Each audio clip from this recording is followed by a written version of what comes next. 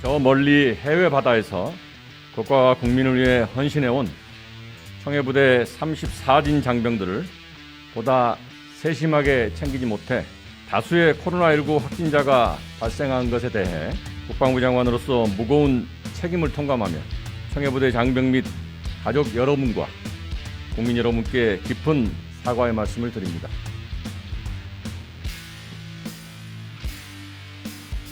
우리 군은 다목적 공중급유 수송기 2대를 현지로 급파하여 청해부대원 전원을 안전하게 복귀시키고 있습니다.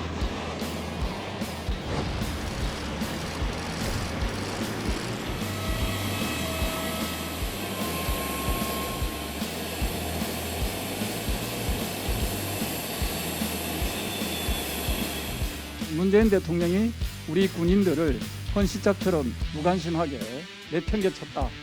문 대통령은 책임 전가는 유체 이탈 확보 이제 그만하시고 장병들에게 백신은 주지 못할 망정 총뿌리를 겨누고 있는 북한에게 백신 지원을 하겠다는 것은 도저히 납득이 가질 않습니다.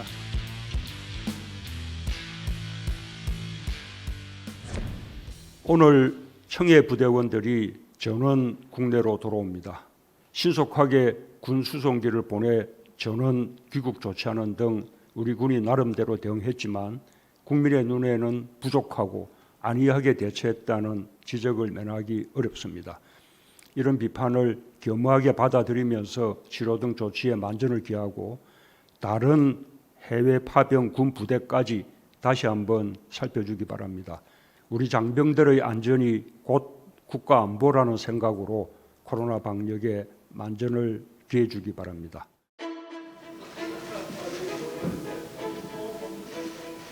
문재인 대통령의 상습적인 책임 회피와 부하 직원에 대한 책임 전가가 날로 그 도를 더해가고 있습니다.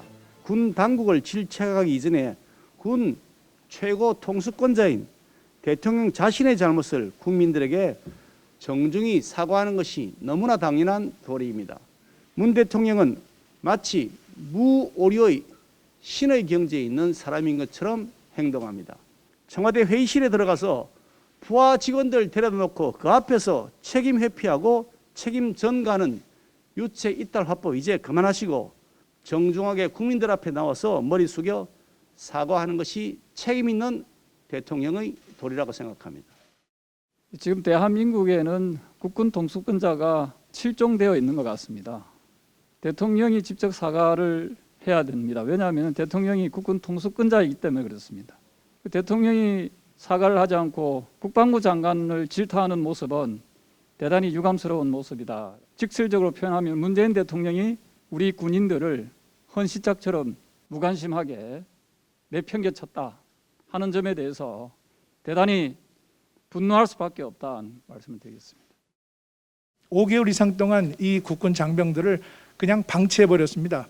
우리 이영만리에서 국가를 위해서 세계 평화를 위해서 일하고 있는 그 장병들에게 백신은 주지 못할 망정 우리에게 핵과 미사일과 총뿌리를 겨누고 있는 북한에게 백신 지원을 하겠다는 것은 도저히 납득이 가질 않습니다.